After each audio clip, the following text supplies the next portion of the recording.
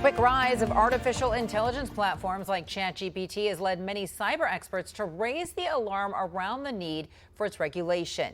Now the European Union is gearing up to become the first Western entity to enforce rules around the use of AI software.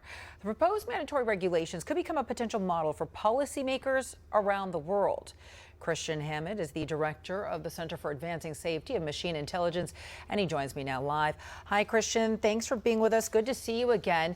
Let's go ahead and take a deeper dive into what's happening here. How exactly is the European Union regulating artificial intelligence? What does the legislation do exactly?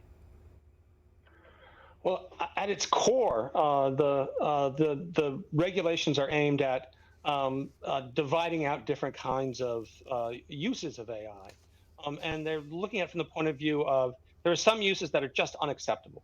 A system that is manipulative of human goals and values, unacceptable. But then there are uses that are of high risk. So in medicine, where someone's life is at stake, much more limited, where you're making decisions about whether or not someone gets or does not get a job, and then minimal, where you're getting a suggestion from Netflix.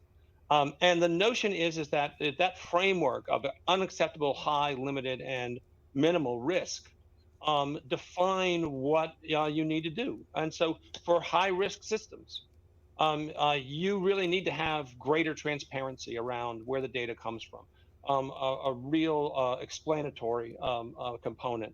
As it goes down, you need less. But the notion here is to start thinking in terms of not just AI as a word, but thinking about it, how AI is used in different places, different ways, with different kinds of risk associated with it. So the way that you've explained this is that there are essentially 4 tiers, right? Whether it's high risk or whether there are minimal risks involved in using this type of software. But at the same time, there are lots of critics that have been sounding the alarm on artificial intelligence. Take, for instance, Sam Altman, who is behind ChatGPT. He's the CEO of OpenAI. He has been warning that AI could signal the end of human existence. So in a sense, would the EU's Artificial Intelligence Act protect the human race? I know you're laughing, but you know that this is the fear. You know that this is what people are talking about right now. There was a wave of activity around thinking about AI and the existential threat that it posed to human beings, but there's no one who's actually said what that means. And I have to admit, someone who is pushing AI out into the world and is making money off of AI was saying, no, it's going to be so smart that we have to worry about it threatening us. For me, the most important part of that utterance is they're saying it's so smart. That is to say, use it, buy it, spend money on it, as opposed to the existential threat. We don't have Skynet. We don't. We're not on the verge of Skynet.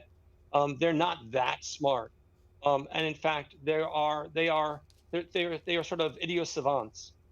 They're good at some things and really bad at others. And I think that the concerns about AI killing us all are actually a distraction. And they're a distraction from where are the places where it actually is causing harm today, where it might be being biased against groups of people who are applying for jobs, where it might actually give rise to profiling people so that they only get the information they want to see, and we don't have an informed citizenry, or even profiling an individual and showing them social media images that end up being depressing. Those are very real things that are happening today. If we worry about Skynet, we won't worry about those things, which are fundamental in terms of making AI safe and avoiding harm. Well, moments ago, you just mentioned jobs. I want to go ahead and focus on jobs because that is the other side of this debate, is whether or not jobs will be at risk. Would this legislation prohibit European companies from replacing humans with artificial intelligence? I think that understanding part of this legislation, and it's by no means perfect. It's not even clear it's going to be good.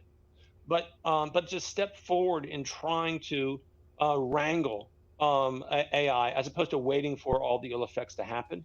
But part of the notion is what are the societal impacts, and it's very hard to measure those.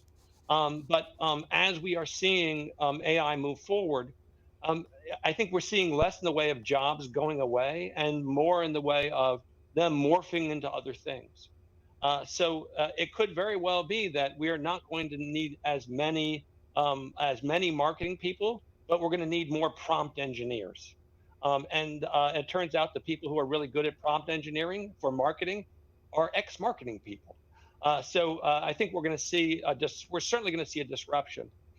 But there's this marvelous moment for us dare I say it, as a species, and that is when we have tools that can amplify who we are and how we think.